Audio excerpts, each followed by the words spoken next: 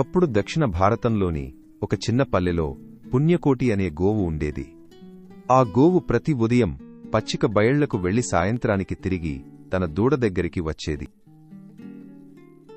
ఒకరోజు పుణ్యకోటి మేత కోసం దూరంగా అడవిలోకి వెళ్ళింది.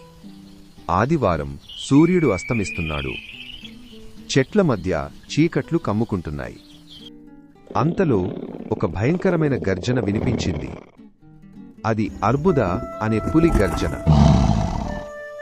పులి గంభీరంగా, ఎవరు నా అడవిలోకి వచ్చింది? నువ్వా గోవు? ఇప్పుడు నువ్వే నా విందు అని అంటుంది ఆ గోవుని చూసి. పుణ్యకోటి శాంతమైన స్వరంతో, ఓ పులిదేవా, నాకు ఒక చిన్న దూడ ఉంది. దానికి పాలు తాగించి తిరిగి వస్తాను. తప్పకుండా వస్తాను అని బ్రతిమిలాడుతుంది. హా, నువ్వు మాట ఇచ్చి తిరిగి వస్తావా? ఇంతవరకు ఎవరూ అలా చెప్పలేదు అని అంటుంది. అప్పుడు పుణ్యకోటి ధైర్యంగా, సత్యమే నా జీవితం పులీదేవా, నా మాట తప్పను అని అంటూ పరుగెత్తుకుంటూ తన గ్రామానికి చేరుకుంది. దూడ తన తల్లిని చూసి ఆనందంతో తన తల్లి దగ్గరకు వస్తుంది. తల్లి ప్రేమతో దాన్ని కౌగిలించుకుని పాలు తాగించింది.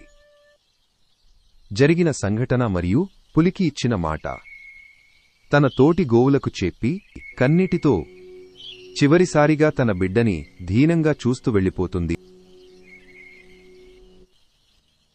గోవు పులి ఉన్న చోటుకి వచ్చి, పులిదేవా, నేను తిరిగి వచ్చాను, నా మాట నిలబెట్టుకున్నాను అని అంటుంది.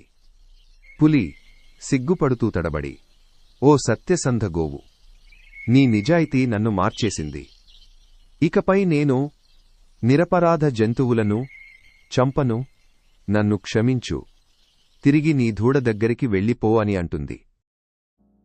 అది విన్న ఆ పుణ్యకోటి గోవు సంతోషంతో తిరిగి తన గ్రామానికి వెళ్ళిపోతుంది.